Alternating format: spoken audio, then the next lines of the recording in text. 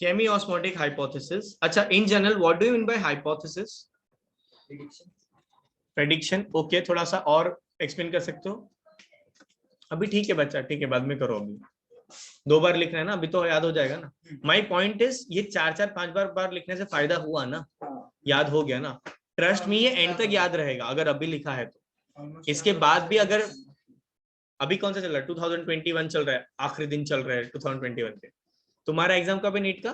2023 में ना।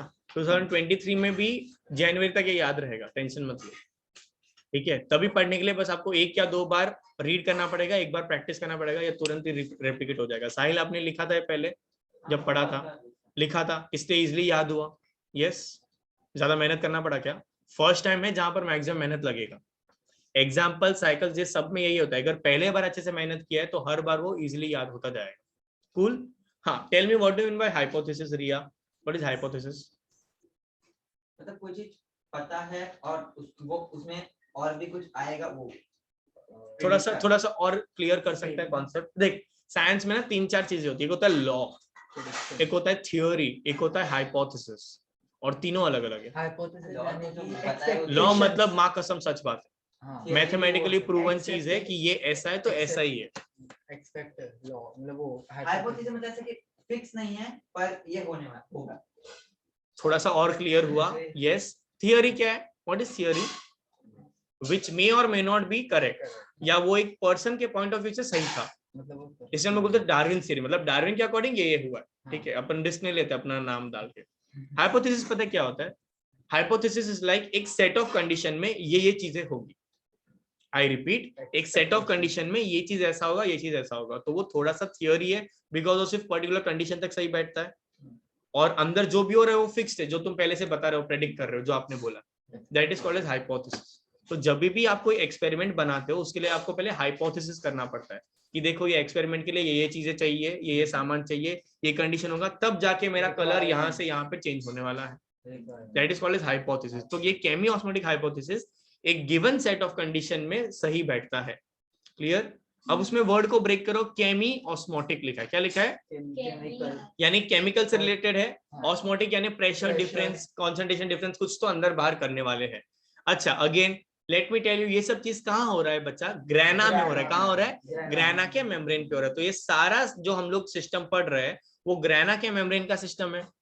Yes, grana के मेम्ब्रेन मतलब ग्रैना का अंदर का कैविटी बाकी है ना, ये केमी ऑस्मोसिस होता है ग्रैना के कैविटी में। क्लियर? यस, प्लीज ध्यान से समझना इसको।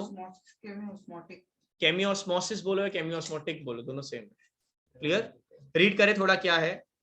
हमेशा एनर्जी कौन से फॉर्म में रिलीज होता है? एटीपी। एटीपी क्या है? Adenosine triphosphate. एटीपी कब बनेगा? जब एडीपी और आईपी जुड़ेगा। मतलब एडिनोसिन के पास 2 फॉस्फेट था, एनर्जी तीसरे फॉस्फेट मॉलिक्यूल के जुड़ने के बाद ही आएगा। आई रिपीट, एनर्जी तीसरे फॉस्फेट मॉलिक्यूल के जुड़ने के बाद ही आएगा। कैसा है पता है? तुम्हारे पास 1000 रुपए का वैल्यू है, तुमको मैंने 2-3 जीरो दे दिया, बट जब तक आगे 1 नहीं लग गया तब तक उसका कुछ वैल्यू है क्या? वो जो तीसरा फॉस्फेट ग्रुप है वो 1 है, तो AMP no energy, ADP no energy. जब तक तीसरा फॉस्फेट नहीं लगा तब तक वो एनर्जी मॉलिक्यूल नहीं है। IP is inorganic phosphate. मेरा पॉइंट ये है, एटीपी बनाने के लिए हमको एडीपी और आईपी को जोड़ना पड़ेगा। एडीपी और आईपी किस तरह से जुड़ता है ये एक्सप्लेन करने के लिए हमको ये हाइपोथेसिस पढ़ना है। इसको हम क्या कहते हैं पता है? Proton pump gradient. क्या कहते हैं? प्लीज उसके बाजू में लिख दो, प्रोटॉन पंप ग्रेडियंट। प्रोटॉन मतलब क्या होता है बच्चा? H+, right? प्रोटॉन मतलब सिर्फ positive charge, that is nothing but hydrogen ion. Yes, तो ये हाइड्रोजन आयन के मूवमेंट की वजह से एटीपी बन रहा है। Proton pump, PUMP pump gradient. Cool? Yes, देखते क्या है। चार्ज नहीं, ग्रेडियंट बस दिखा ना। प्रोटॉन मतलब H+, क्लियर है ये? Okay, let us try to understand how actually ATP is synthesized in the chloroplast. The chemiosmotic hypothesis has been put forward to explain this mechanism.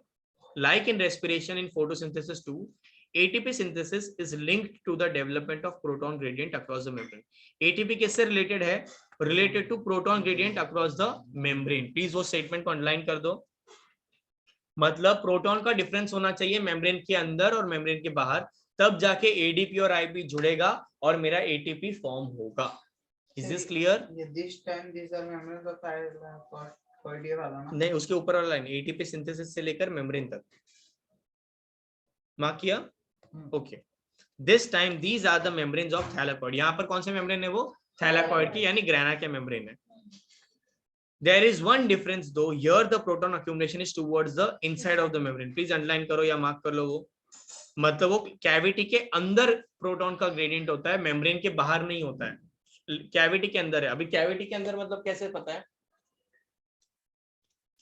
Usually ये membrane है, membrane के बाहर और membrane के अंदर ऐसा होता है, बट इसका मेम्ब्रेन कैसे? ग्रेना का ऐसा सर्कुलर है ना, और सारा मेरा साइक्लिक नॉन साइक्लिक यहाँ पर हो रहा था, मेम्ब्रेन के ऊपर हो रहा था, तो ये मेम्ब्रेन के बाहर नहीं आएगा, ये प्रोटॉन ग्रेडियंट अंदर रहेगा, वो कैविटी के अंदर। वो स्टैक ऑफ कॉइन जैसा स्ट्रक्चर है, तो एक कॉइन का मेम्ब्रेन के ऊपर साइक्लिक नॉन साइक्लिक हो रहा है, बट ये जो बीच का जगह है वहां पर प्रोटॉन जमा होगा, उसको हम कहते हैं ल्यूमेन। क्या कहते हैं? ल्यूमेन यानी कैविटी। Cavity clear? यस, मतलब ऐसा बैग जैसा स्ट्रक्चर है, बैग के मेम्ब्रेन के ऊपर हो रहा था, बट वो बैग के बाहर नहीं होगा ग्रेडियंट, अंदर की तरफ ग्रेडियंट होगा। क्लियर? पता है प्रसाद आता है थैलियों में, सत्यनारायण की पूजा में हम लोग थैली में प्रसाद देते हैं, वैसा थैली समझ, वो थैली के मेम्ब्रेन के ऊपर सिस्टम अपना हो रहा है साइक्लिक नॉन साइक्लिक, तो प्रोटॉन ग्रेडियंट थैली के बाहर नहीं होगा, थैली के अंदर की तरफ होगा जहां प्रसाद रखा होगा। Cool? This part is called the lumen. क्या बोलेंगे? पक्की बात? Yes, that is in the lumen. In respiration, proton accumulation is in the intermembrane space of the mitochondria when electrons move through the ETS. हम लोग देखेंगे respiration में कहां पर है ये, चैप्टर 14 में इलेक्ट्रॉन ट्रांसपोर्ट सिस्टम में, वहां पर दो मेम्ब्रेन के बीच में होता है। यहाँ पर कैसा है? मेम्ब्रेन के अंदर के तरफ हो रहा है। रेस्पिरेशन में दो मेम्ब्रेन के बीच में होगा, यहाँ पर मेम्ब्रेन के अंदर की कैविटी में हो रहा है। Clear? Yes. Let us understand what causes the proton gradient across the membrane. We need to consider again the processes that take place during the activation of electrons and the transport to determine the steps cause the proton gradient to develop. हमको step determine करना पड़ेगा कि किस तरह से proton gradient develop होता है, क्या क्या स्टेप्स है, और वो स्टेप्स हम लोग देख रहे हैं। अच्छा, ये प्रोटॉन कहाँ से जमा हुआ? याद करो, फोटोलिसिस ऑफ वाटर में इलेक्ट्रॉन हमने फेंका था, राइट? हाइड्रोजन इलेक्ट्रॉन हमने फेंका था, फिर NaDH2 को दिया था, बट वो जो 4 हाइड्रोजन मॉलिक्यूल्स था वो अभी जमा हो रहा है ल्यूमेन में, और वो कॉन्सेंट्रेशन बढ़ाएगा ल्यूमेन का। अब मेम्ब्रेन के ऊपर कॉन्सेंट्रेशन कम है, तो हाइड्रोजन ल्यूमेन से मेम्ब्रेन की तरफ जाएगा, और जब वो यहां से वहां जाएगा तब वो एडीपी और आईपी को जोड़ के एटीपी बनाकर रखेगा। क्लियर? उसको हम कहते हैं प्रोटॉन पंप मैकेनिज्म। क्या कहेंगे? वापस बताता हूँ, ल्यूमेन के अंदर H+ ज्यादा है, मेम्ब्रेन के बाहर H+ कम है, तो यहाँ से H+ बाहर जाएगा। जब वो यहाँ से बाहर जाएगा तब वो मॉलिक्यूल को घुमाता है। कौन से मॉलिक्यूल को घुमाता है? That is called as ATP synthase. क्या बोलते हैं? एटीपी सिंथेस को जब घुमाता है तब एडीपी और आईपी जुड़ेगा और एटीपी फॉर्म होगा। तो उसको घुमाने के लिए अपने को कौन चाहिए था? Movement of ions. यहाँ पर कौन मूव हो रहा है? हाइड्रोजन। कौन मूव हो रहा है? हाइड्रोजन। इसलिए हम इसको कहते हैं proton pump gradient, because proton जो है एक एरिया से दूसरे एरिया में मूव हो रहा है because of the gradient, because of the difference. Clear? पक्की बात? Since splitting of water molecule takes place on the inner side of the membrane, the protons or hydrogen ions that are produced by the splitting of water accumulate within the lumen of thylakoid. H+ कहाँ जमा हुआ है? Thylakoid के lumen में। देखो next page पे 13.7 figure है, ये पूरा आपको जो कैविटी दिख रहा है सर्कल, वो अंदर देखो H+ जमा हुआ, और मेम्ब्रेन के ऊपर देखो PS2 है, PS1 है, प्लास्टोसाइनिन अंदर की तरफ है, साइटोक्रोम B6 है, तो ये सारी चीजें मेम्ब्रेन के ऊपर लगी हुई है। और कैविटी में देखो क्या जमा हो रहा है? H+। क्या जमा हो रहा है? और ये साइड पे देखो एक और मॉलिक्यूल है, एटीपी सिंथेस दिख रहा है, उस पे देखो लिखा CF0 और ये होगा CF1। जो CF0 अंदर की तरफ है, ये है CF1 जो बाहर की तरफ है, इसका नाम है एटीपी सिंथेस। क्या नाम है? देखना बाबा, CF0 और CF1। CF0 अंदर की तरफ है लेबल किया हुआ, CF1 बाहर की तरफ है, और ये मॉलिक्यूल का नाम क्या है? ATP synthase. क्या नाम है? अब ये एटीपी सिंथेस को मूव करने के लिए अपने को क्या चाहिए? प्रोटॉन का मूवमेंट। क्या चाहिए? प्रोटॉन कब मूव करेगा? जब डिफरेंस होगा। डिफरेंस कैसे कॉज हुआ है? फोटोलिसिस ऑफ वाटर के वजह से जो हाइड्रोजन जमा हुआ है, अंदर कॉन्सेंट्रेशन ज्यादा, बाहर कॉन्सेंट्रेशन कम। ऑस्मोसिस का नियम क्या बोलता है? अंदर से बाहर जाएगा, हाई टू लो जाएगा, राइट? तो ल्यूमेन से वो बाहर की तरफ जा रहा है, जब वो बाहर की तरफ जा रहा है तब वो एटीपी सिंथेसिस को रोटेट करेगा। क्या करेगा? जब वो रोटेट करेगा तब एडीपी और आईपी जुड़ेगा और बन जाएगा एटीपी। क्या बन जाएगा? ATP. Clear? Yes. As electrons move through the photosystems, protons are transported across the membrane. This happens because the primary acceptor of electron is located towards the outer side of the membrane. Primary acceptor कौन था? Primary acceptor कौन था? Non cyclic में सबसे पहले कौन accept करता था? Coenzyme Q. Thank you. कौन एक्सेप्ट कर रहा था? तो कोएंजाइम क्यू मेम्ब्रेन के बाहर की तरफ है, तो वो तभी H+ ऊपर फेंकेगा या इलेक्ट्रॉन ऊपर फेंकेगा। outside of the membrane transfer its electron not to an electron carrier but to an hydrogen carrier. वो इलेक्ट्रॉन किसको ट्रांसफर कर रहा है? एक हाइड्रोजन कैरियर को। किसको? Hydrogen career.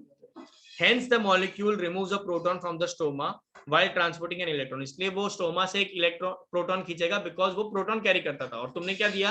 इलेक्ट्रॉन। तो वो प्रोटॉन स्टोमा से एक ले लेगा।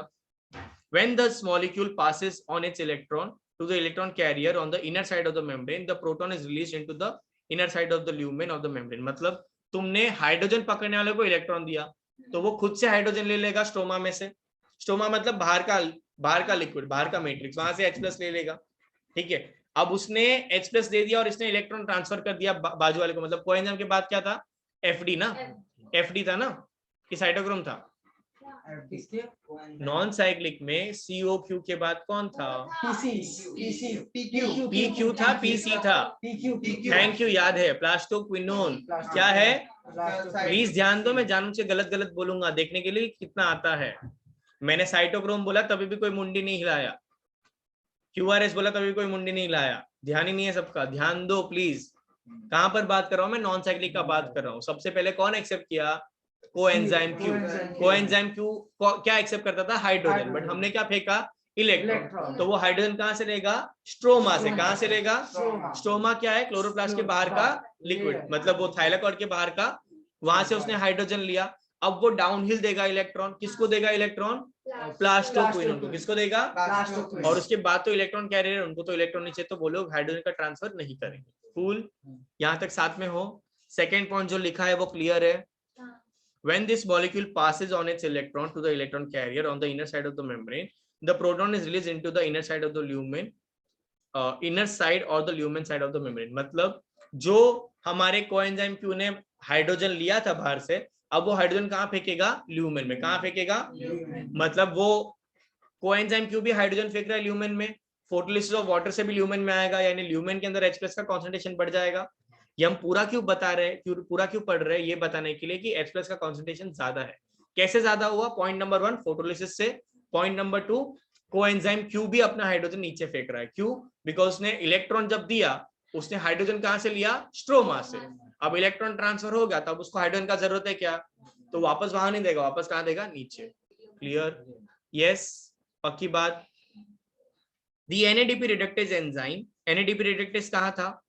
नॉन साइक्लिक का सेकंड वाला पार्ट जो फाइनल पता है एक्सेप्ट करता है NADP2-, that part is NADP reductase enzyme. क्या है वो? NADP reductase. अब वो रिडक्शन नहीं हुआ ना, NADP से हम लोगों ने NADPH2 बनाया। मतलब क्या ऐड किया? हाइड्रोजन ऐड किया। क्या ऐड किया? अगर हम कोई भी चीज में हाइड्रोजन ऐड करते तो वो क्या है? रिडक्शन। यानी NADP2+ में 2- में हमने H+ ऐड किया। वो कैसे ऐड हुआ? Because of the enzyme NADP reductase. तो अभी हम वो वाले पार्ट का बात कर रहे हैं। क्लियर? यस साहिल, ध्यान है? पक्का? ऐड किया तो वो रिड्यूस हुआ ना। किसके वजह से रिड्यूस हुआ? Enzyme NADP reductase. क्लियर? तो वो फाइनल तो NADPH2 ही बना ना। क्या बोल रहे हो? समझा नहीं। अरे बाबा 2- उसके ऊपर चार्ज था, तुमने 4 हाइड्रोजन दिया तो वो 2- गया और 2+ आया ना। Basic maths. 2- में +4 करो तो +2 आएगा, है ना। इससे देखो, इससे मैंने 4H लिखा है। इसलिए जब आप वो जो मेरा लिखा हुआ साइकिल फॉलो कर रहे हो तो इलेक्ट्रॉन का नंबर लिखना जरूरी है, जो आप भूल गए थे। क्योंकि वो नहीं लिखोगे तो बैलेंस नहीं होगा, तो कोई फिरा हुआ टीचर होगा वो मार्क्स काट देगा। ठीक है? Cool?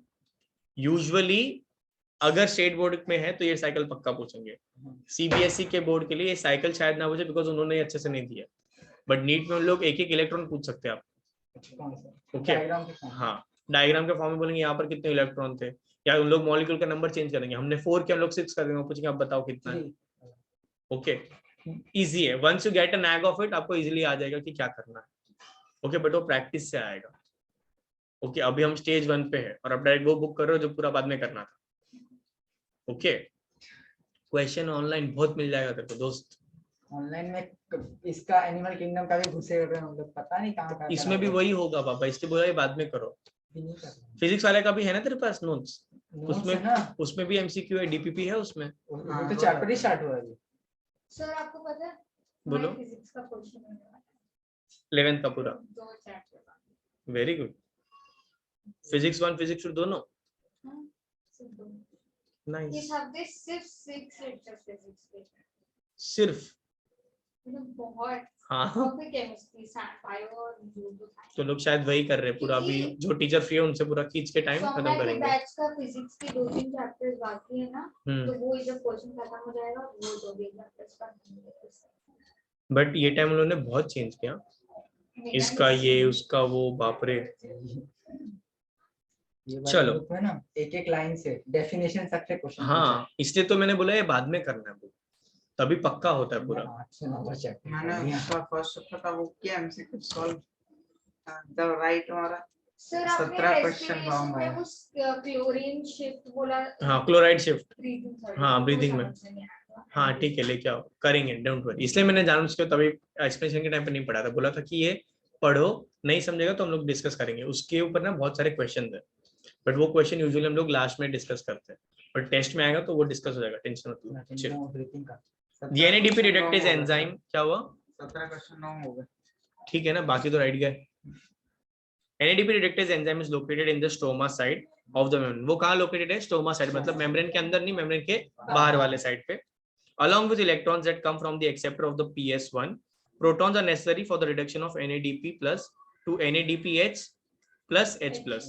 These protons are also removed from the stoma. ये प्रोटॉन को भी कहाँ से निकालेंगे, स्टोमा से, मतलब जहां जहां प्रोटॉन का कमी पड़ा सारे मॉलिक्यूल स्टोमा से ही प्रोटॉन लेंगे और बाद में फेंकेंगे कहाँ पर, ल्यूमेन में। कहाँ पर, hence within the chloroplast protons in the stoma decrease in number while the lumen there is an accumulation of proton. Please उसको मार्क करो, स्टोमा में प्रोटॉन कम हो रहा है, ल्यूमेन में प्रोटॉन बढ़ रहा है।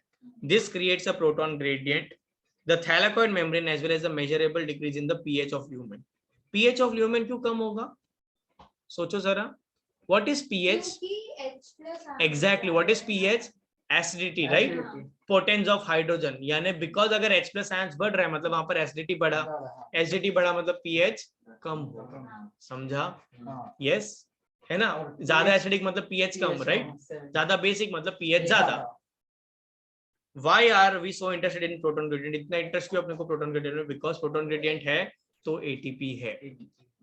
This gradient is important because it is the breakdown of this gradient that leads to the synthesis of ATP. The gradient is broken down due to the movement of protons across the membrane of to the stoma through the transmembrane of क्या है, अरे कहाँ गया पापा,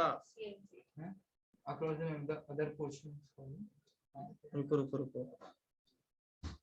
transmembrane channel of the CF0 of the ATP synthesis. CF0 मतलब वो part जो membrane के ऊपर है, और जो मेम्ब्रेन, हाँ मेम्ब्रेन के ऊपर, अंदर नहीं बोलेंगे, देखना लेबल अंदर की है, मेम्ब्रेन के ऊपर है ना वो, ये वाला पार्ट। और मेम्ब्रेन के बाहर वाले तरफ स्टोमा के तरफ क्या है, CF1, क्या है, CF1। The ATP synthesis enzyme consists of 2 parts, one called CF0 embedded in the thylakoid membrane and forms the transmembrane channels that carries out facilitated diffusion of protons across the membrane. Facilitated diffusion क्या होता है, carrier protein point A से point B तक लेके जाता है, ठीक है, मतलब तुम्हारे पास कॉलेज में जाने का आईडी कार्ड नहीं है, तुम्हारे दोस्त के पास है तो उनके साथ तुम चले जाते हो टैग अलोंग होके, that is called as facilitated diffusion. क्या बोलेंगे, of protons across the membrane. The other portion is called CF1 and protrudes on the outer surface of the thylakoid on the side that faces stoma. CF1 कहाँ है, towards stoma, कहाँ है, towards stoma.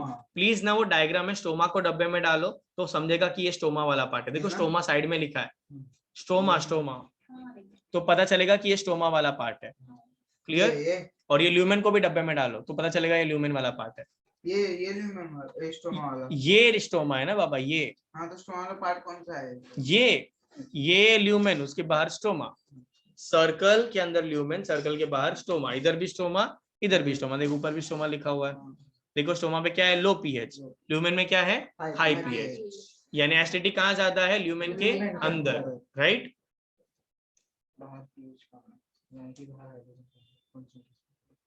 अरे अंदर pH कम हुआ ना रे, बाहर पीएच ज्यादा। हाँ पीएच ज्यादा है। The breakdown of this gradient provides enough energy to cause conformational change in the CF1 particle of the ATP synthesis. इससे conformational change आएगा, conformational change यानी उनके स्ट्रक्चर में चेंज होगा, जिसकी वजह से ADP और IP जुड़ेगा, which makes the enzyme synthesis several molecules of energy packed ATP. तो बहुत सारे molecules energy packed होंगे ATP से और ATP फॉर्म होगा। Chemiosmosis requires a membrane. क्या क्या चाहिए देखो, membrane अंडरलाइन करो, प्रोटॉन पंप, प्रोटॉन ग्रेडियंट और ATP synthesis.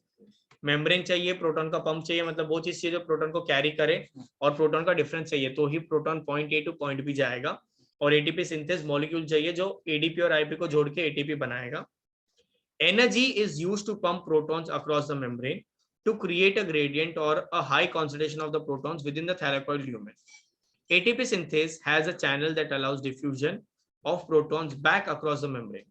This releases enough energy to activate ATP synthase enzyme that catalyzes the formation of ATP. से enough energy मिल जाता है कि ADP और IP मिलके क्या बनाएगा, ATP, along with NADPH produced by the movement of electrons. और इसके अलावा movement of electrons से क्या बनता है, NADPH क्या बनता है, वही final electron acceptor था अपना नॉन साइक्लिक में। The ATP will be immediately used in the biosynthetic reaction taking place in the stroma. ATP है जो वापस यूज हो जाएगा स्ट्रोमा में, बायोसिंथेटिक यानी फॉर्मेशन वाले रिएक्शन में यूज हो जाएगा। Responsible for fixing CO2 and synthesis of sugar, जो CO2 को फिक्स करेगा और शुगर बनाएगा, यानी क्या बनाएगा, ग्लूकोज। तो ये जो हमने पढ़ा वो कहाँ का रिएक्शन था, स्ट्रोमा का, किसका, ग्रैना का, किसका था, ग्रैना का रिएक्शन था, कहाँ का था, तो ये क्या है, लाइट डिपेंडेंट रिएक्शन, क्या है, और अभी जो हम पढ़ रहे वो रिएक्शन किसका होगा, स्ट्रोमा का, किसका, मतलब वो साइटोप्लाज्म का, क्लोरोप्लास्ट का साइटोप्लाज्म जैसा पार्ट, वहां का रिएक्शन पढ़ रहे हैं, वो क्या होगा, लाइट इंडिपेंडेंट रिएक्शन। यहाँ पर क्या बनेगा, शुगर, क्या बनेगा, यानी ग्लूकोज बनेगा, ग्लूकोज, और CO2 फिक्स होगा, यानी CO2 रिड्यूस होने वाला है ये स्टेज में। क्लियर, क्या CF वो ना क्लस्टर ऑफ फंक्शनैलिटी डोमेन ऐसा नाम है उसका, बट CF ही याद रखो। अच्छा, सिंथेसाइज ऑफ शुगर मिलके मैंने ग्लूकोज, बनाएगा glucose, that is glucose, synthesis of sugar is glucose, right. Clear, देखो कितना मस्त प्रोसेस है ना। जो ग्रैना में बना, क्या बना, NADH बना और ATP बना। लास्ट टाइम हमने लिखा था 12 और 18, वो भी कहाँ पर यूज होगा पता है, स्टोमा में। कहाँ यूज होगा, स्टोमा में। वापस ADP NADP2 वो सब बन के वापस आएगा, यूज होगा ग्रैना में। तो ग्रैना का सामान बनेगा स्टोमा में, स्टोमा का सामान बनेगा ग्रैना में, ऐसे लोग आपस में घूमते रहते हैं, ठीक है। क्लियर, चलो हमने जो 2 साइकिल पढ़े हैं उससे रिलेटेड एक वीडियो है जो मैं आपको दिखाना चाहता हूँ, वो पहले देखते हैं हम लोग।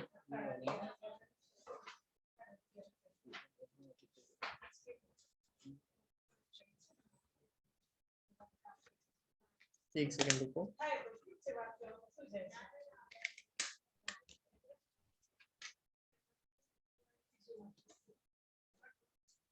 ओके, इस पे ही देख रहे हैं लैपटॉप पे, तो टीवी पे देखेंगे तो 4 लोग को घूमना पड़ेगा, उससे अच्छा मैं लैपटॉप पे घुमा देता हूँ।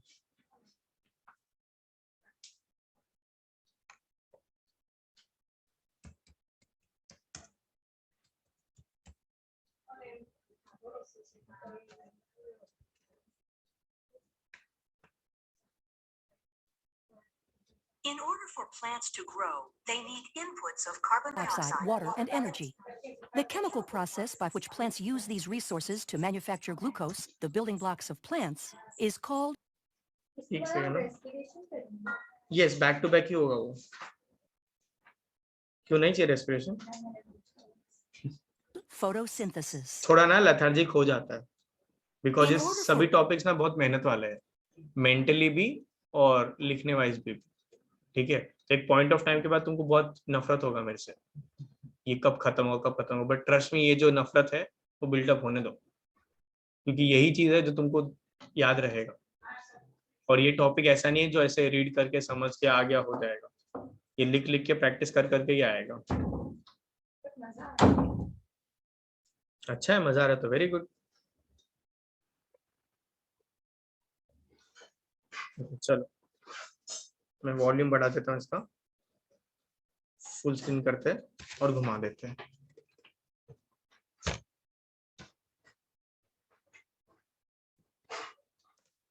आप उसको थोड़ा आगे की तरफ। Plants to grow, they need inputs of carbon dioxide, water, and energy.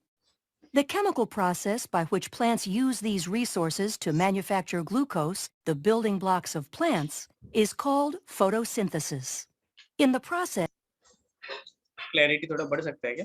हाँ ट्राई करते हैं ना। क्वालिटी देखो ना ये मैक्सिमम ही रे lol. oxygen gas is produced as a byproduct. The energy for photosynthesis originates in the sun and arrives at the earth as sunlight. Video में This light has both a wave इन्होंने light को as particle form लिया है। In general हम लोग भी photon बोलते हैं, मतलब पॉकेट ऑफ एनर्जी बोला है इन्होंने भी, हम लोग भी वही समझ रहे हैं। और अकॉर्डिंगली हम लोग अपना प्रोसेस स्टार्ट करते हैं कि वो एनर्जी आया तो देखो तुम लोग देखोगे कि हम लोग ऐसा पार्टिकल फेंक रहे हैं लाइट का। wave and a particle nature. The particles, or photons, are the smallest units of light. Photons oscillate along a Photon यानी path particle which is of light. measured as wavelengths. The light emitted from the sun contains photons in a wide spectrum of wavelengths, called the electromagnetic spectrum. Photosynthetic organisms use only a small portion of the electromagnetic spectrum, called visible light. Photosynthetic organisms contain pigments that facilitate the capture of wavelengths of light in the visible light range. The color of the pigment comes from the wavelengths of light reflected. Plants appear green because they reflect yellow and green wavelengths of light. Red and blue wavelengths of light are absorbed by these pigments and provide the energy that is used for photosynthesis. Within eukaryotic photosynthetic organisms, also known as photoautotrophs, the chemical reactions of photosynthesis occur within plant cells in specialized structures known as chloroplasts. Photosynthesis consists of two sets of reactions, the light-dependent reactions and the Calvin cycle. Within the chloroplast are small disc-like structures called thylakoids, which are surrounded by अब समझा thylakoid क्या था। अब देखो ये thylakoid था, उसके membrane के ऊपर सब कुछ है, यहाँ पर भी स्टोमा है, यहाँ पर ल्यूमेन है, और अगर ये लास्ट वाला होता तो नीचे की तरफ भी स्टोमा होता। राइट साहिल दिख रहा है? ऐसे रखो, दिख रहा है ना? हाँ ओके। ये वाले पार्ट में H प्लस का कॉन्सेंट्रेशन बढ़ेगा, सारा अपना PS1 PS2 ये वाले पार्ट में हो रहा है। ओके तो अगर मार्क करो ऐसे तो ये वाले पार्ट में हमारे PS1 PS2 होंगे, ठीक है। यहाँ पर H प्लस कॉन्सेंट्रेशन बढ़ेगा और ये स्टोमा वाला part. Cool. a fluid film. ये स्टोमा, बाहर वाला पार्ट स्टोमा, ये जितना आसपास सराउंडिंग है वो स्टोमा है। और ये सब ग्रीन ग्रीन सब वो थैलाकोइड है, ग्रेना है, ग्रेना है, और वो ग्रेना के अंदर वाला space is lumen. Space called the stroma. The reactions that synthesize glucose, the Calvin cycle, occur in the stroma. The light-dependent reactions occur in the thylakoid. It is here that conversion of light energy to chemical energy is initiated. In most photosynthetic organisms, double membrane है, cell वाले chapter में पढ़ा होगा, dual membrane होता है, ठीक है। अब ये सारी चीजें जो आप देख रहे हो ना, ये PS1 है, ये उसका इलेक्ट्रॉन कैरियर है, ये PS2 होगा, ये उसका इलेक्ट्रॉन कैरियर होगा, ये NADP2 रिडक्टेज होगा, और ये जो है ये अपना CF0 CF1 है। ओके यानी ये ATP सिंथेस मॉलिक्यूल है। thylakoids contain pairs of photosystems called photosystem 1 and photosystem 2 that work in tandem to produce the energy that will later be used in the stroma to manufacture sugars. The photosystems of the thylakoid consist of a network of accessory pigment molecules and chlorophyll. the molecules that absorb the photons of light. Within the pigment molecules, the absorbed light energy excites electrons to a higher state. Photosystems will channel the excitation energy gathered by the pigment molecules to a reaction center chlorophyll molecule, which will then pass the electrons to a series of proteins located on the thylakoid membrane. Photons of light strike photosystems 1 and 2 simultaneously. We will examine what happens with the photons striking photosystem 2 first. The energized electrons are passed from the reaction center of photosystem 2 to an electron transport chain. The electrons lost by photosystem 2 are replaced by a process called photolysis, which involves the oxidation of a water molecule producing free electrons and oxygen gas. While this oxygen gas is a byproduct of photosynthesis, it is an important input to the cellular respiration pathways. As electrons pass through the electron transport chain, the energy from the electron is used to pump hydrogen ions from the stroma to the thylakoid, creating a concentration gradient. This gradient powers a protein called ATP synthase. ये वाला जो part है यहाँ पर lumen में hydrogen ions बहुत है, ये वाले पार्ट में यहाँ से हाइड्रोजन जा रहा है बाहर की तरफ। जब ये यहाँ से बाहर की तरफ जा रहा है, एडीपी आईपी जुड़ के एटीपी बन के निकल जाएगा। ऑलवेज याद रखो एटीपी के ऊपर चिंगारी है, दैट चिंगारी shows that is called as POW। आपने कॉमिक पढ़ा है? कॉमिक में होता है कभी कुछ लगता है या पैर को लगता है तो बैंग या पॉ या धुड़ुम ऐसा टिश्यू आता है, तो जो स्पार्क है दैट शोज की हाई एनर्जी हुआ है। तो अगर आप कोई भी चीज दिखा नहीं रहे हो, वीडियो नहीं दिखा रहे हो, बट आपको ड्राइंग के थ्रू बताना है, तो लोग ऐसे चिंगारी बनाते हैं शोइंग कि ये हाई एनर्जी स्टेट है। सपोज वो दिखाते ऐसे चल रहा है, पैर पे लगा तो धम बैंग, ठीक है, दरवाजा बैंग तो बैंग ऐसा लिखा हुआ आता है क्लाउड में, दैट चिंगारी शोज की हाई एनर्जी हुआ है। तो इसलिए एडीपी देखो नॉर्मल लिखा होगा, बट एटीपी के लिए तारा बनाएंगे, दैट शोज की ये हाई एनर्जी रिएक्शन है। क्लियर? और वो एटीपी बनने के लिए मुझे एडीपी और आईपी को जोड़ना पड़ा। वो जुड़ा कैसे? जब F1 मूव हुआ। F1 कब मूव हुआ? जब नीचे से प्रोटॉन गया बाहर की तरफ। Clear? Which phosphorylates ADP to form ATP. The low-energy electrons leaving photosystem 2 are shuttled to photosystem 1. Within photosystem 1, low-energy electrons are re-energized and are passed through an electron transport chain where they are used to reduce the electron carrier NADP+ to NADPH. अब ये normally क्या, because ये energy वाला नहीं है और ये सब साइमल्टेनियसली हो रहा है। वाटर भी टूट रहा है, एटीपी भी बन रहा है, PS1 भी चल रहा है, PS2 भी चल रहा है, NADPH2 भी बन रहा है। माय पॉइंट इज NADPH2 और एटीपी कहाँ जा रहा है? स्ट्रोमा में। कहाँ जा रहा है? स्ट्रोमा में। कहाँ जा रहा है? स्ट्रोमा में। तो ये लाइट रिएक्शन में जो भी बना हो कहाँ यूज होगा? डार्क रिएक्शन यानी स्ट्रोमा में, और वही हम लोग आज पढ़ने वाले। क्लियर? यस?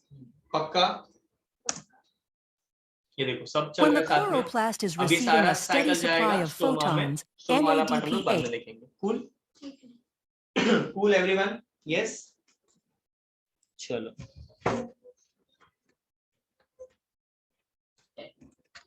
अब समझा मैंने क्यों बोला था कि वीडियो हम लोग बाद में देखेंगे, बिकॉज वीडियो पहले देखोगे फिर ने समझना डिफिकल्ट है, इज व्हाट आई फील। इससे पहले हमने इमेजिन किया खुद से और फिर वीडियो देखा तो अभी पक्का हो गया हाँ कहाँ पर क्या क्या हो रहा है। राइट? समझा कि नहीं बाबा? पक्का? चलो। तो ये सिर्फ नॉन साइक्लिक हो रहा था ना, इसमें साइक्लिक भी था ना बाबा, बोला ना कि PS2 PS1 भी हो रहा है। इन लोग ने लैमेले वाला पार्ट नहीं बताया, उन्होंने सिर्फ नॉन साइक्लिक वाला ही पार्ट एक्सप्लेन किया, बट उन्होंने वो भी बोला कि NADP रिडक्टेज है तो नॉन साइक्लिक होगा, नहीं है तो सिर्फ साइक्लिक से भी हो सकता है। तो साइक्लिक से गया और उसमें ही वापस आया, बिकॉज इलेक्ट्रॉन कैरियर देखो बीच में था, इसका भी नहीं है उसका भी नहीं है, दोनों का हो सकता है। और हमने वही पढ़ा ना, साइक्लिक में क्या है, थोड़ा सा नॉन साइक्लिक का है, थोड़ा सा PS2 का कैरियर्स लिया और PS1 का सिस्टम लिया। क्लियर? अब हम बात कर रहे हैं केल्विन साइकिल की यानी C3 साइकिल की, या हम इसको कहते हैं लाइट इंडिपेंडेंट रिएक्शन। क्या कहते हैं? Light independent. अपने को लाइट डिपेंडेंट रिएक्शन में क्या मिला? ATP मिला और NADPH मिला। क्या मिला? ATP and NADPH। तो अब ये इनको यहाँ कहाँ पर यूज करना है वो हमको बताया मिस्टर केल्विन ने। क्या बताया? Mister kelvin. इसको हम लोग, अच्छा केल्विन का पूरा नाम था मेल्विन केल्विन। क्या नाम था ना मस्त? Melvin kelvin. ठीक है, तुम्हारा सरनेम क्या है? तिवारी, तो तुम्हारा कुछ नाम भी ऐसा ही कुछ हो जो तिवारी से सिमिलर हो, तो कैसा मस्त नाम लगेगा ना, जैसे बिहारी तिवारी है, कुछ भी, मतलब अभी रिंग सिंह से क्या राइम हो सकता है, वैसा कुछ नाम हुआ तो। अब जैसे मेरा जोशी सर नेम है, ठीक है, तो कोशी जोशी हो गया, क्या कोशी जोशी हो गया, वैसा तो इसका नाम ही मेलविन था, तो और सर नेम केल्विन, तो नाम क्या है मेलविन केल्विन, क्या मस्त नाम है, तो केल्विन साइकिल बोलते हैं। एक और उसके अलावा बेंसन करके एक साइंटिस्ट था जिन्होंने भी हेल्प किया था, इसका हम इसको कहते हैं केल्विन बेंसन साइकिल। क्या कहते हैं? क्या कहते हैं? केल्विन बेंसन साइकिल, ठीक है। इसको हम लोग C3 साइकिल भी बोलते हैं। C3 साइकिल इसलिए बोलते हैं बिकॉज जो पहला स्टेबल कंपाउंड है उसके पास 3 कार्बन है। कितना कार्बन है? 3 कार्बन। तो the first stable compound has 3 carbon, that is why it is also called as C3 cycle. ये सबसे पहले स्टडी किया था क्लोरेला और सेंडेस्मेसिस में। मतलब क्लोरेला क्या है? आल्गे है, सेंडेस्मेसिस भी आल्गे है, उनमें सबसे पहले स्टडी किया गया था ये साइकिल।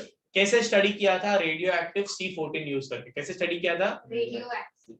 C14, वो जो आइसोटोप होता है, हैवी आइसोटोप, उसे चेक कर पाते कि कौन सा मॉलिक्यूल कहाँ गया है। जैसे वो ऑक्सीजन का यूज किया था उसने, टू चेक करने के लिए कि जो फोटोसिंथेसिस में ऑक्सीजन बाहर आ रहा है वो वाटर से आ रहा है या कार्बन डाइऑक्साइड से आ रहा है। क्लियर? यस। ग्लूकोज कितने सेकंड में प्रोड्यूस होता है? 90 सेकंड में। सोच, 90 सेकंड में ये सब हो रहा है। ये भी हुआ, ये भी हुआ, इसके बाद एक रसो वो भी होगा। कितने सेकंड में? 90 second. 90 second is called a moment. पता है आपको? Do you know this? पता है? हम लोग बोलते हैं I will come in a moment, that moment means 1.5 minute, 90 second, ठीक है। अपन यार 2 मिनट में निकला बस, ठीक है, फिर that is not moment. Moment means 90, basically 90 second में एक ग्लूकोज मॉलिक्यूल बनता है। ओके, ये बुक में नहीं लिखा है, आपको लिखना है, डोंट वरी, द नोट्स है उसमें सेम एज इट इज लिखा हुआ है। क्लियर? सर आपने लिखा नोट्स? नहीं, मैंने बोर्ड पे लिखा था, एक स्टूडेंट ने लिखा था बुक में, जिसके नोट्स, ठीक है, जिसके नोट्स आपको भेजे हैं। Okay, carboxylation, reduction, synthesis, regeneration, ये से 3 स्टेप है। देखो, 1 carboxylation, 2 reduction, 3A synthesis, 3B regeneration. अब ये सिंथेसिस रीजनरेशन क्या है? बेसिकली सिंथेसिस और रीजनरेशन एक ही मॉलिक्यूल का हो रहा है, इसलिए उसको 3A और 3B बोला है। कूल? और कोई ऐसा कुछ इसका सिग्निफिकेंस नहीं है कि 3A 3B क्यों है, वो हम लोग जब साइकिल देखेंगे तब समझेगा क्या है। ये मैंने पूरे रिएक्शन को तोड़ दिया, साइकिल नहीं बनाया। तुम लोग भी जब लिखोगे तो पहले साइकिल बनाओ, रिएक्शन को तोड़ो और एक्सप्लेन करो, ठीक है। नोट्स में भी सेम होगा, पहले रिएक्शन टूटे हुए फॉर्म में होगा, साइकिल होगा, फिर एक्सप्लेनेशन होगा। ओके, यहाँ पर मैंने साइकिल बाद में बना रहा हूँ, पहले लिख दिया कि पहले में क्या हो रहा है, दूसरे में क्या हो रहा है, तीसरे में क्या हो रहा है, बी में क्या हो रहा है। कूल? पहला जो पार्ट है दैट इज कार्बोक्सिलेशन। कार्बोक्सिलेशन में क्या हो रहा है? एक RUBP नाम का एंजाइम है। क्या है? RUBP नाम का एंजाइम। बायोमोलिक्यूल पढ़ा है आपने? नहीं। Rubisco enzyme, ribulose bisphosphate carboxylase oxygenase is the most abundant plant enzyme. Okay, Rubisco, ये Rubisco की वजह से पूरा फोटोसिंथेसिस और रेस्पिरेशन चल रहा है अपने जीवन में। एंजाइम इज प्रोटीन, है ना? तो वो RUBP इज द मॉलिक्यूल जो Rubisco के साथ रिएक्ट करके कार्बन डाइऑक्साइड को फिक्स करेगा। क्या फिक्स करेगा? कार्बन डाइऑक्साइड को। हाँ, यही तो चाहिए फोटोसिंथेसिस के लिए। इनफैक्ट रेस्पिरेशन के लिए भी यही चाहिए, आगे देखेंगे हम लोग। RUBP प्लस CO2 एक अनस्टेबल कार्बन कंपाउंड बनता है। क्या बनता है? अनस्टेबल कंपाउंड बनता है जो 6 कार्बन का है। वो नाम क्या है पता नहीं, बस बनता है, ठीक है। इसके लिए Mg2+ का जरूरत है। किसका जरूरत है? ये याद रखो, ये कोफैक्टर है। जो भी एरो के ऊपर लिखा होता है वो याद रखना है। ऊपर लिखते हैं कोफैक्टर, नीचे लिखते हैं एंजाइम। तो RUBP carboxylase is the enzyme, Mg2+ is the cofactor. Unstable carbon compound water के साथ रिएक्ट करके बनाता है 2 मॉलिक्यूल्स ऑफ 3PGA। क्या बनाता है? 2 मॉलिक्यूल्स ऑफ 3PGA। देखिए, एक 6 कार्बन का था, वो टूटेगा और क्या बनेगा? 3 कार्बन के 2 मॉलिक्यूल्स। वो 2 मॉलिक्यूल्स क्या है? PGA। क्या है? PGA is phosphoglyceric acid. क्या है? या फॉस्फोग्लिसरेट बोलोगे तो भी चलेगा। IC acid and ATE is the same. Pyruvate is equal to pyruvic acid, malate is equal to malic acid, lactate is equal to lactic acid, phosphoglyceric acid is equal to phosphoglycerate। तो phosphoglycerate बोलो या phosphoglyceric acid बोलो, confuse मत होना, दोनों same है। Clear? Yes, पक्की बात। तो phosphoglyceric acid 3 कार्बन वाला है, तो ऐसे 2 कंपाउंड बने। ये सबसे पहला स्टेबल कंपाउंड है, इसका नाम क्या है? C3 cycle. क्या नाम है? पक्की बात। ये पहला स्टेप है, दैट इज कार्बोक्सिलेशन, यानी कार्बन डाइऑक्साइड को फिक्स कर दो। दूसरा स्टेप क्या है? रिडक्शन। क्या है? Reduction. क्या है? रिडक्शन का डेफिनेशन क्या है? एडिशन ऑफ हाइड्रोजन और रिमूवल ऑफ कार्बन डाइऑक्साइड। देखते हैं यहाँ पर क्या हो रहा है। Sorry, removal of oxygen, addition of H और रिमूवल ऑफ O। 3PGA के साथ ATP जाएगा। ATP यूज हो रहा है, देखो रिएक्टेंट पे लिखा है ना मैंने, मतलब ATP यूज हो रहा है। यस, अभी ATP कहाँ से आया था? लाइट रिएक्शन में। यस, जो NADPH और ATP फेंका था ना उसने स्टोमा में, वो ATP यहाँ पर यूज हो रहा है। क्या बनेगा? 1,3 डाई PGA। क्या बनेगा? 1,3 डाई PGA। और ATP क्या बनेगा? ADP। क्या बनेगा? ATP टूट गया तो क्या बनेगा? ADP। ठीक है, अब 1,3 डाई PGA मतलब एक मॉलिक्यूल है जिसके फर्स्ट कार्बन पे और थर्ड कार्बन पे कुछ तो मॉलिक्यूल अटैच है, इसलिए 1,3 लिखते हैं, राइट। उसके साथ कौन रिएक्ट कर रहा है? NADH2। क्या रिएक्ट कर रहा है? NADH2 NADPH2 दोनों सेम है, ठीक है। P नहीं लिखो, लिखो चलेगा। NADH2 के साथ मिलके क्या बन रहा है? 3 पागल। क्या बना रहा है? 3 पागल, यानी 3 मॉलिक्यूल नहीं है, थर्ड कार्बन के ऊपर अल्डिहाइड ग्रुप अटैच्ड है। 3-फॉस्फोग्लिसरॉल्डिहाइड। क्या नाम है इसका? क्या नाम है साहिल? 3-फॉस्फोग्लिसरॉल्डिहाइड। क्या बन रहा है? NADP और IP। तो इनका रॉ मटेरियल देखो यहाँ पर बन रहा है, राइट। यस, अब ये पागल बनाना मेन स्टेप था। रिडक्शन में यही करना है अपने को। PGA से क्या बनाना है? पागल बनाना है। क्या बनाना है? पागल। एसिड जब भी रिड्यूस होता है तो अल्डिहाइड बनता है। अगेन अल्डिहाइड कीटोन, जब आप कार्बोक्सिलिक एसिड वाला चैप्टर पढ़ोगे वहां देखोगे कि अल्डिहाइड को जब और रिड्यूस करते हैं, सॉरी ग्लिसरेट एसिड को जब हम रिड्यूस करते हैं तो वो अल्डिहाइड बनता है। क्लियर? यस, तो वही हो रहा है यहाँ पर। ग्लिसरेट क्या बन रहा है? ग्लिसरॉल्डिहाइड। क्या बन रहा है? ग्लिसरॉल्डिहाइड। अब ये भी 3 कार्बन का ही है बाय द वे, अभी भी नंबर ऑफ कार्बन चेंज नहीं हुआ। क्लियर? यस। नेक्स्ट सिंथेसिस क्या है? अब पागल का ही सिंथेसिस भी होना है, पागल भी रीजनरेट होना है। अब ये पागल कैसे रीजनरेट होता है, कैसे रीजनरेट होता है बताता हूँ। 6 बार होता है केविन से। कितने बार होता है? और 6 molecule of RUBP, 6 molecule of carbon dioxide use होते हैं। रिएक्शन में लोग 6 CO2 लिखते हैं ना, हर एक CO2 के लिए एक साइकिल, तो कितने बार होगा? 6 बार। कितने बार? 6 बार। और 1/6 ऑफ द पागल इज यूज्ड। ऐसे 12 मॉलिक्यूल बनते हैं बाय द वे पागल के। कितने मॉलिक्यूल बनते हैं? 12। उसमें से 2 मॉलिक्यूल यूज होते हैं सिंथेसिस के लिए और 10 मॉलिक्यूल वापस जाते हैं साइकिल के अंदर।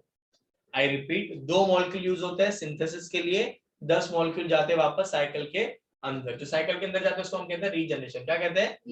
जो यूज होता है उसको हम क्या कहते हैं? Synthesis. 2 out of 12 molecules are used for synthesis. पागल रिएक्ट करेगा ढाप के साथ और बनाएगा फ्रुक्टोज 1,6 डाइफॉस्फेट। क्या बनाएगा?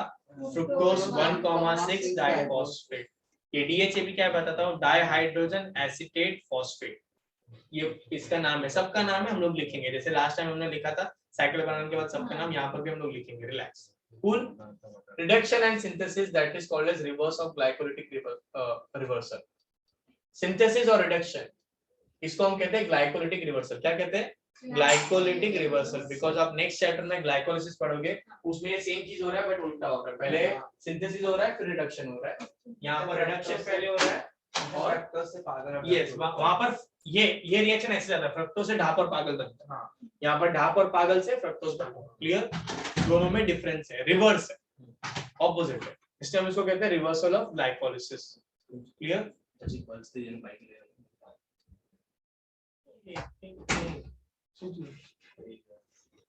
क्या है भाई?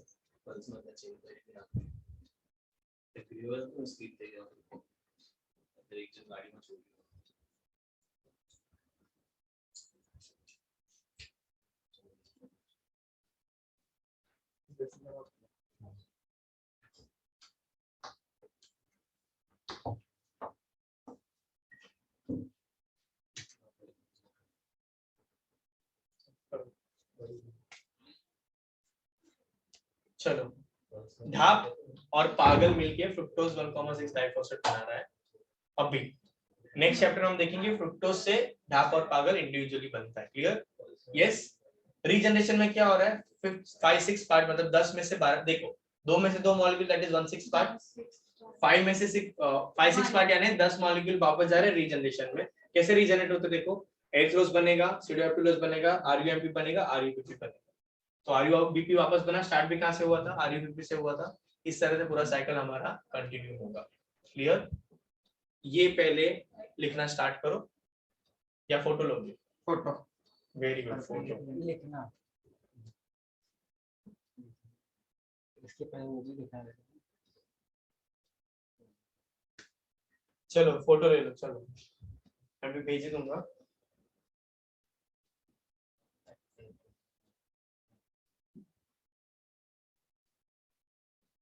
लिखा तो है ना उसमें, उसमें भी लिखा है। लिखा है ना। नहीं लिखना है, मिटा दूं? फोटो लेना है या भेज दूं मैं फोटो? फोटो भेज दो ना। ठीक है।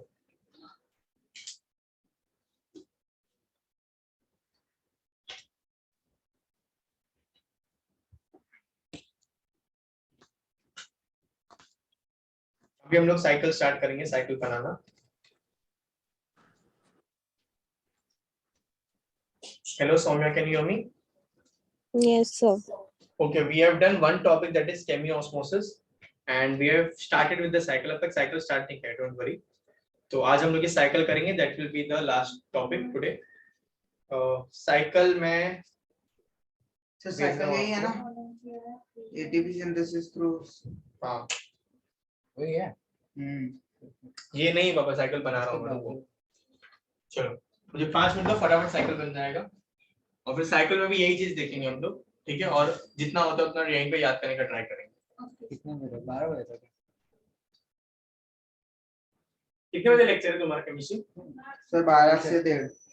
अभी 12:30 के नहीं किया है, मैंने बोल दिया 12:30 तो तेरे सुबह 4 बार बोला।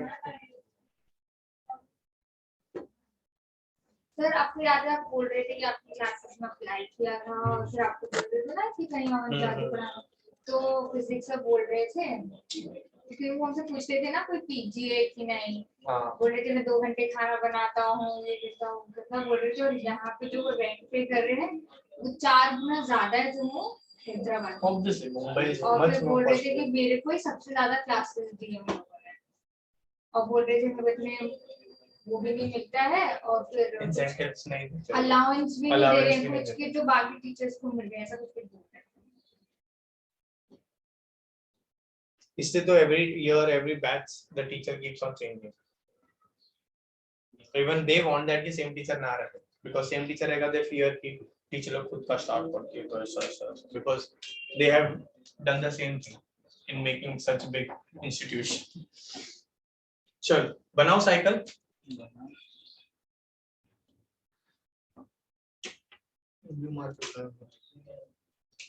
अगेन जो ब्लू से है वो आपको पेन से लिखना है, पेंसिल से ब्लैक वाला पार्ट करोगे, राइट? रेड से रेड पे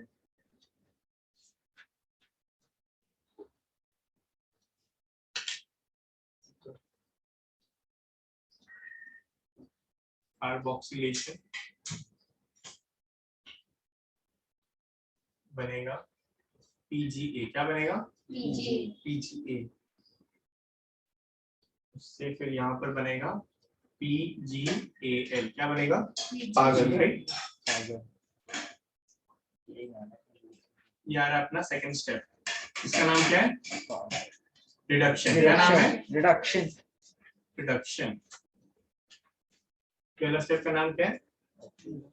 रीजनरेशन। क्या नाम है? रीजनरेशन। अभी एक हो रहा है। ये स्टेप 3B। Okay 3B। अपना पेंसिल वर्क किया जाए।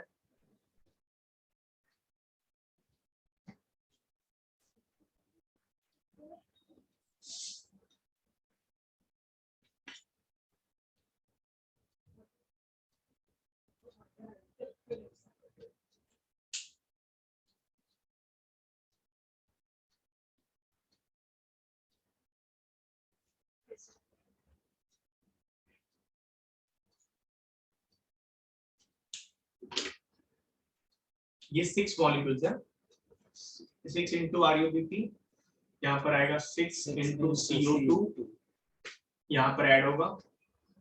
ओके यहाँ पर क्या बनेगा? अनस्टेबल 6 कार्बन कंपाउंड, बट ये अनस्टेबल है इसलिए हम लोग इसका नाम नहीं लिखते। कितना मॉलिक्यूल बनेगा? 12। 12 बनेगा ना बच्चा। हाँ, देखो कैलकुलेट करो। RUBP 5 कार्बन वाला है, 5 कार्बन के साथ 1 कार्बन वाला जुड़ेगा, ऐसे 6 मॉलिक्यूल है, तो कितना 36 कार्बन हुआ है ना। और ये 3 कार्बन वाला मॉलिक्यूल है, तो 12 3 जा भी 36 हुआ ना, है ना। 6 कार्बन वाले 6 मॉलिक्यूल 12 कार्बन 3 कार्बन वाले 12 मॉलिक्यूल बनाते हैं। इजी। 6 कार्बन वाला मॉलिक्यूल बनेगा, ये 5 कार्बन है, ये 1 कार्बन के साथ मिलकर 6 कार्बन वाला कंपाउंड बना। ऐसे कितने कंपाउंड है? 6 मॉलिक्यूल है। 6 molecules of 6 carbon compounds will give you 12 molecules of 3 carbon compound। 6 into 6 36। एक 6 कार्बन से 2 PGA बना था, राइट। एक RUBP से 2 PGA बना, पक्की बात। एक 6 कार्बन से 2 3 कार्बन वाला बना, तो 6 कार्बन से 12 3 कार्बन वाला बनेगा। सिंपल, यस, है ना। यहां पर क्या यूज हो रहा था पापा? NADP यूज हो रहा था ना। 12 ATP यूज होगा प्लस 12 NADPH2 यूज होगा, और क्या मिलेगा? 12 ADP plus IP plus 12 NADP मिलेगा, और गोज टू ग्रेना। क्लियर? किसके लिए जाएगा? Light reaction. ओके, अब आगे स्टोरी बढ़ाते हैं। ये कितने कार्बन है? ये 12 मॉलिक्यूल्स है। ये वाला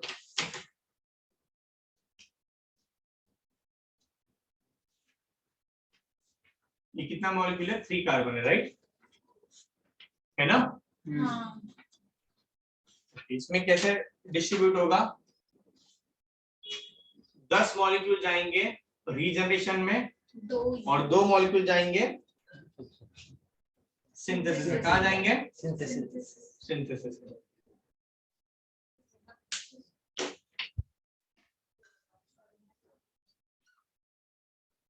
ये अपना सिंथेसिस वाला स्टेप, इसका नाम क्या है? 3A, right.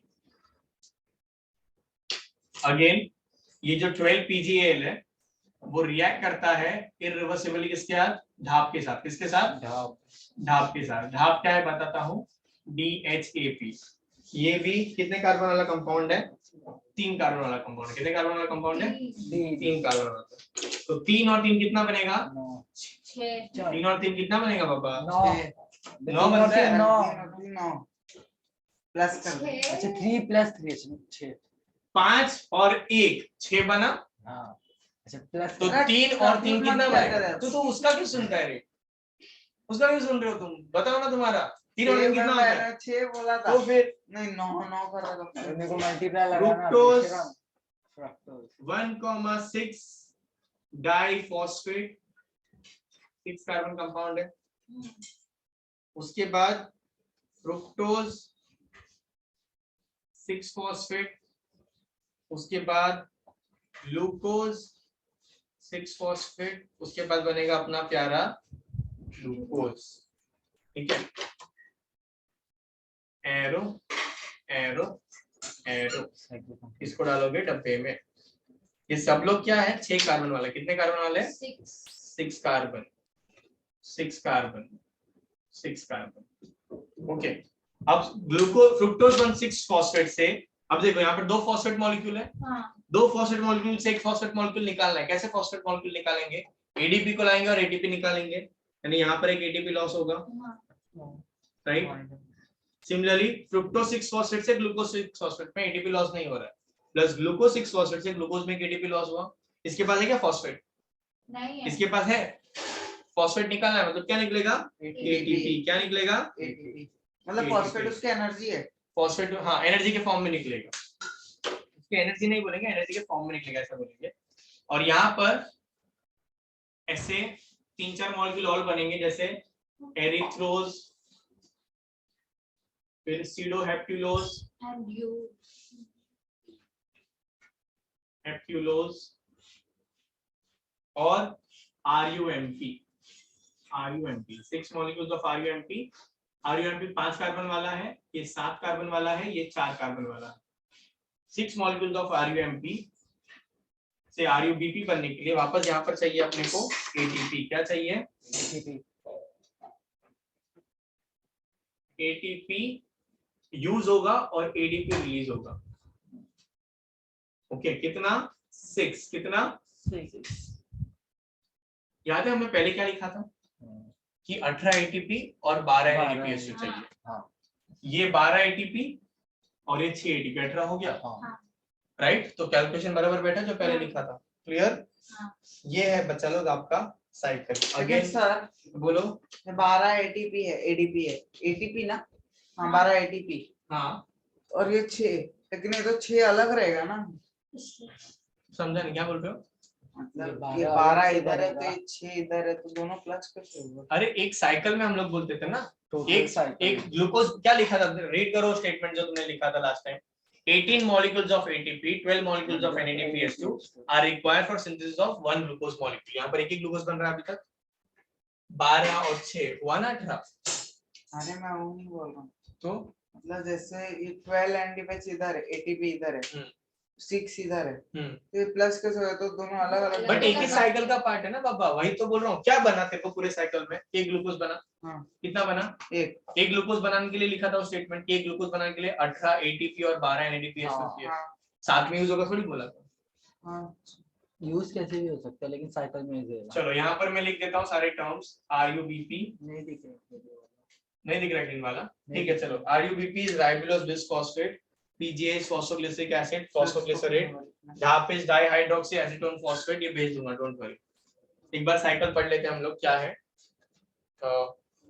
Saumya, I am sending you the image. Wait sir इसको कितने बार लिखना है? सेम 5 बार। देखो सर्कल टेस्ट है। अरे बताता हूँ, रुको ना।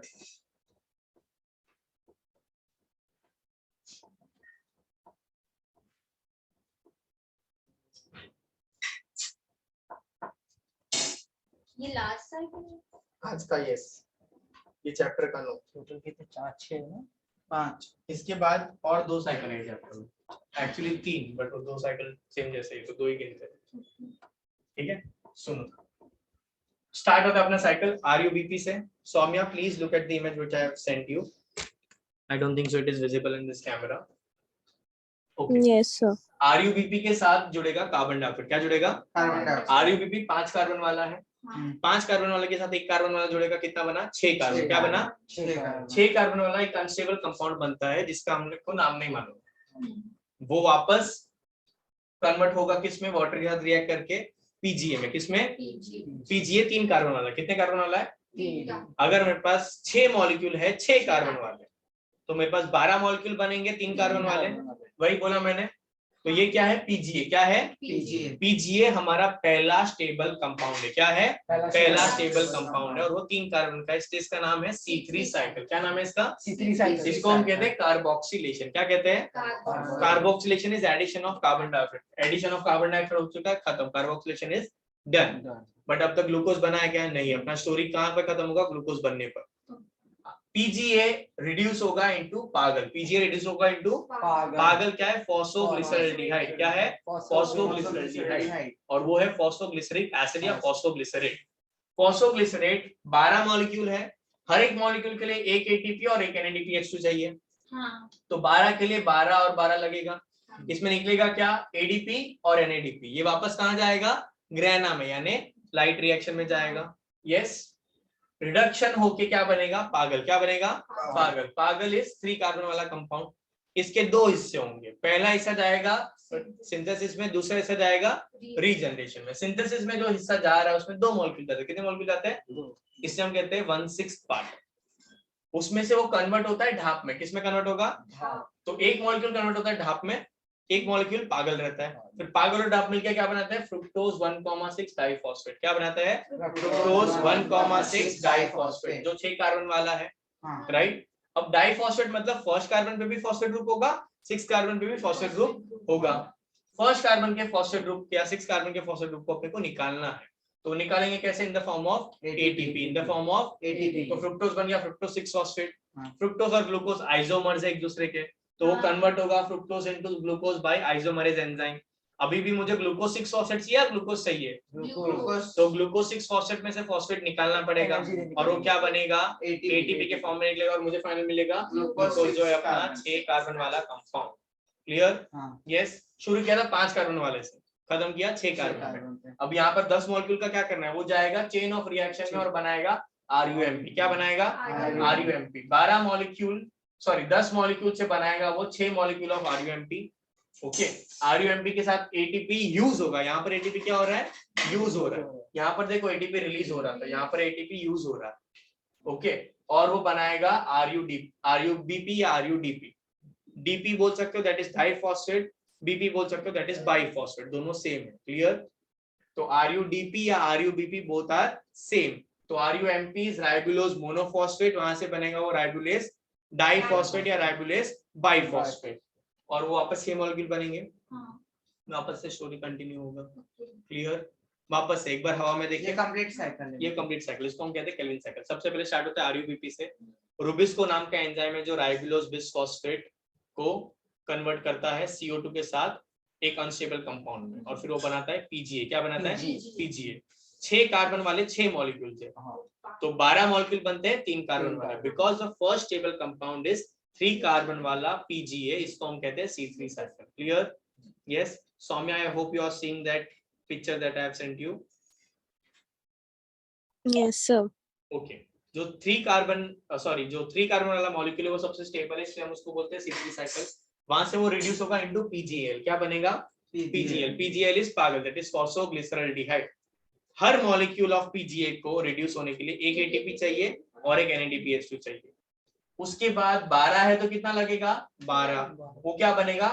12 PGAL। क्या बनेगा? 12 PG। उसके 2 हिस्से होते हैं, एक 10 मॉलिक्यूल वाला, एक 2 मॉलिक्यूल वाला। 10 मॉलिक्यूल जाता है रीजनरेशन में। कहाँ जाता है?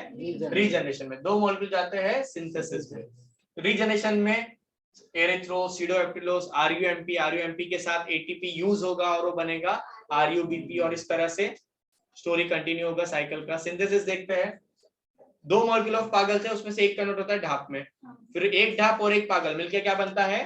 Fructose 1,6 diphosphate. क्या बनता है? पागल भी 3 मॉलिक्यूल, ढाप भी 3 मॉलिक्यूल, 3 कितना हुआ? 6। Fructose 1,6 diphosphate 6 molecule. इसका फॉस्फेट ग्रुप निकालना है, ATP के फॉर्म में निकलेगा। 1,6 बनेगा फ्रुक्टोज 6 बाइफॉस्फेट या डाइफॉस्फेट। वो कन्वर्ट होगा ग्लूकोज 6 फॉस्फेट में। ग्लूकोज में से भी एक फॉस्फेट ग्रुप निकाल दो इन द फॉर्म ऑफ ATP। क्या बनेगा? ग्लूकोज। क्या बनेगा? इस तरह से तुम्हारा C3 साइकिल फॉर्म होगा। ओके, तो जो पहला स्टेप था वहां पर ऑक्सीजन रिलीज हुआ, वाटर रिलीज हुआ, वाटर ब्रेक डाउन हुआ। सेकेंड स्टेप में कार्बन डाइऑक्साइड फिक्स हुआ और ग्लूकोज फॉर्म हुआ। Clear? Yes, this is your C3 cycle. और आपके बुक में इसको लिखा है 13.7 वाले में। यही है 13.7 ये वाला ये तो हमने रीड किया ना बाबा, केमियोस्मोसिस। 13.7 वाला, 13.7.1, 13.7.2 यहाँ तक हमने किया है। ओके, रीड करना बाकी है बट हमने एक्सप्लेन किया है।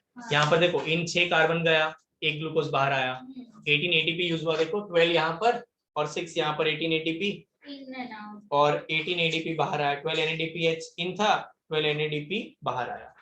क्लियर? यस। यहाँ पर हमारा C3 साइकिल खत्म होता है।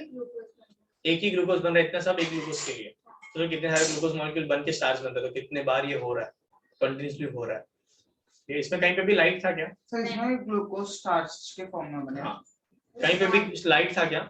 इसलिए हम इसको कहते हैं लाइट इंडिपेंडेंट रिएक्शन। क्या कहते हैं? लाइट इंडिपेंडेंट, मतलब बिना लाइट के भी हो सकता है। यस, पक्का? हाँ। What I want from you guys is to read the entire part what we have done today. Although हम लोग रीड करके वापस करेंगे इसको, डोंट वरी, बट मैं चाहता हूँ कि आप पूरा 13.7 पूरा रीड करो, 2-3 पेज जो भी है, पेज नंबर 218 13.8 के पहले तक ये अच्छे से रीड करके आना है। नेक्स्ट टाइम सबसे पहले मैं साइकिल पूछूंगा। नीडलेस टू से ये साइकिल आपको एक बार पैर में बनाना है और 4 बार रफ में बनाना है। नेक्स्ट टाइम सबसे पहले मैं आपसे साइकिल पूछूंगा, केमियोस्मोसिस के बारे में पूछूंगा, और ये जो रीड करके आए हो उसके बारे में पूछूंगा। सर कल आपका लेक्चर नहीं, नेक्स्ट वीक होगा अभी मेरा लेक्चर। फ्राइडे को भी नहीं है ना? फ्राइडे को नहीं है, प्रियंका मैम का भी नहीं है। चिल, जब होगा पता चल जाएगा, वो रिलैक्स। तो नेक्स्ट वीक जब हम स्टार्ट करेंगे, नेक्स्ट वीक हम लोग का C4 पाथ पे करेंगे। फोटो रेस्पिरेशन करेंगे, कैम करेंगे, फैक्टर्स करेंगे। तो नेक्स्ट वीक में 2-3 लेक्चर में हो जाएगा ये, 3 लेक्चर लगेगा या तो Total? हाँ ये भी टोटल, और इसके बाद और 3 लेक्चर लगेगा minimum. Okay cool, yes Saumya clear? Sir मेरे को 2 बार और लिखनी चाहिए।